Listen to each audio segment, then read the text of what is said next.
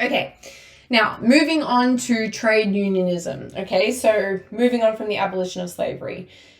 Okay, so labor rights. What are labor rights? And we're going to go into this more in a second, but labor rights are effectively your rights as a worker. Okay, so things like not working 20-hour or 16-hour days like we had in the beginning of the Industrial Revolution, not working in unsafe conditions, being properly trained if you need to lift things or work heavy, complex machinery, being given a proper wage, all those kinds of things. Those are your labor rights.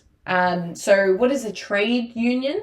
Well, to give you a bit of a backstory to this, effectively, we'll talk about in Australia and in New South Wales in particular, we had at the beginning of the Industrial Revolution a lot of factory workers, okay? And these factory workers weren't kind of modern day factory workers. They didn't have a lot of, or many at all, labor rights. So they were working in extremely unsafe working conditions. Children were working. We had long 16-hour work days, very low wages, okay? So obviously, they were able to recognize it and they were unhappy with it. So what they would actually do is after work, they would go to their local pubs and they would all meet up, and you can imagine they would start to have a little bit of a drink, and then as they would become more intoxicated, they would get more angry and more angry and more angry. And what actually ended up happening as a product of those meetups between the workers is they kind of started to band together and start to realize that, well, if all of us don't like our conditions, I can't go by myself to my employer and say, you better give us all equal pay, we better have more money, we don't want to work 16 hours, we don't want our children to have to work. Obviously, the employer is just going to look at them and say, all right, you're fired, and then hire someone else who wants or really needs the job.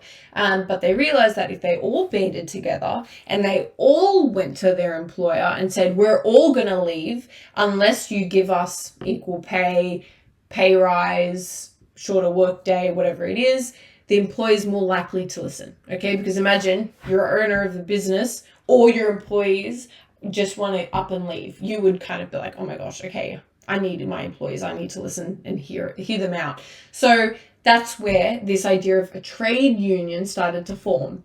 A lot of you probably work in retail or maybe at Macca's or something like that.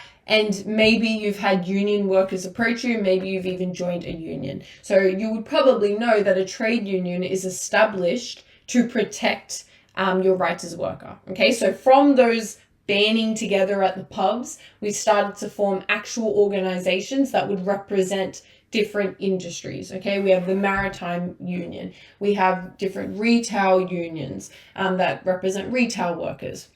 We have a range of different unions, okay, for almost every industry. Okay, so a trade union is an organization formed by workers that may campaign on internal work-related issues such as pay or working conditions, as mentioned. They also sometimes campaign on broader social and political issues too, for example, global warming or political conflicts, yes. If let's say a factory is emitting a lot of CO2, the workers may protest against the business to be more environmentally conscious. It emerged, as I said, as a result of the Industrial Revolution in response to appalling conditions. So, why did I tell you all of that? Not just for story time, but also, again, for the nature and development. Okay, if you were asked about the development of trade unions and labor rights, that's what you would want to be talking about. In the beginning of the Industrial Revolution, workers' rights or labor rights were appalling. They weren't respected. However, they started to band together. You probably don't need to go into the fact that they would meet up at pubs and drink and then get angry and band together. You probably don't need to mention that. You can probably just mention the fact that they would kind of band together and then negotiate for better rights or better respecting of those rights. Okay, so as I mentioned, workers wish to address the imbalance of power between the employer and the employee by combining to form unions, modern responses to labor rights.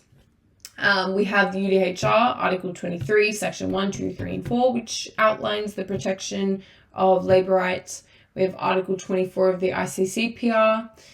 We have the Australian Council of Trade Unions, ACTU, which is the peak body representing 46 unions in this country. So basically, we have a range of different trade unions, and then it's all covered by the Australian Council of Trade Unions, okay? We have a bunch of different unions under one big body. We have union movement in Australia, which led to the formation of the Labour Party in the 19th century. Okay, so yeah, trade unions literally gave rise to the Labour Party in the 19th century. All right, so the achievements of trade unions. We have minimum wages now, and we have much better working conditions than in the beginning of the Industrial Revolution. We have the 8-hour workday instead of the 16, 20-hour workday. We have equal pay for women, or at least we're getting there a little bit. And everyone that's working full-time should have paid 4 weeks leave. Okay, so we have achieved some things with trade unionism. Actually, we've achieved much. Okay, if you compare it to the beginning of the Industrial Revolution, it's significantly better.